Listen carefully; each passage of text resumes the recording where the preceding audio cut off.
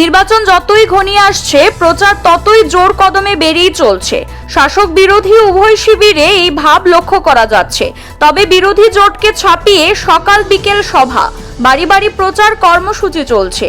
তারই অঙ্গ হিসেবে শনিবার 7 নম্বর রামনগর বিধানসভার উপনির্বাচন কেন্দ্রে বিজেপি দলের মনোনীত প্রার্থী দীপক মজুমদার কৃষ্ণনগর ওল্ড কালীবাড়ি লেন থেকে বাড়ি বাড়ি প্রচার করেন। এদিনের এই প্রচার কর্মসূচিতে প্রার্থীর সঙ্গে ছিলেন আগরতলা পুর নিগমের ডেপুটি মেয়র মনিকা দাস দত্ত, কর্মচারী আন্দোলনের নেতা সমর রায় সহ অন্যান্য নেতা কর্মীরা। প্রার্থী এলাকার প্রতিটি বাড়িতে গিয়ে নতুন ভোটার থেকে শুরু করে প্রবীণ ভোটার সকলের কাছে ভোট দেওয়ার আবেদন জানান। প্রবীণ প্রায় সকলেই তাকে আশীর্বাদ করেন।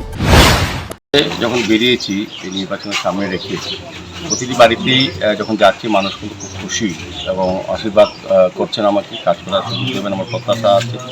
সেই হিসেবে বাড়ি বাড়ি যাওয়াতে আমাদের সরকারের যে উন্নয়ন কাজগুলো হয়েছে সেগুলি মানুষ সমর্থন করছেন, খুব খুশি। তাতে আমার মনে হয় যে আমি বিপুল ভোটে জয়ী হব, এই ব্যাপারে কোনো সন্দেহ নেই। জয়ের ব্যবধানটা বাড়ানো হবে।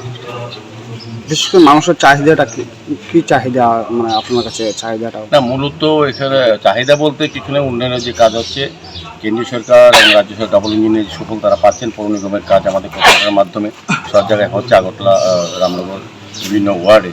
কাজেই সেই ক্ষেত্রে মানুষের কোনো চাই। তবে কিছু ক্ষেত্রে এই এলাকা কিছু পানীয় জলের কিছু সমস্যার কথা মানুষ বলছেন।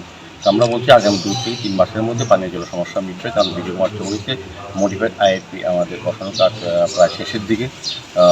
তো কাজেই এই এলাকার জলের যে সমস্যা, পানীয় জলের সমস্যা, এটা অচিরেই নিরসন করা হবে।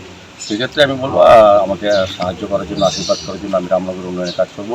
শুধু দল মত নিজে সমস্ত অংশে মানুষের, সকল অংশে মানুষের কাছে আমি ভোট চাইছি, আশীর্বাদ চাইছি, কাজ করার সুযোগ চাইছি।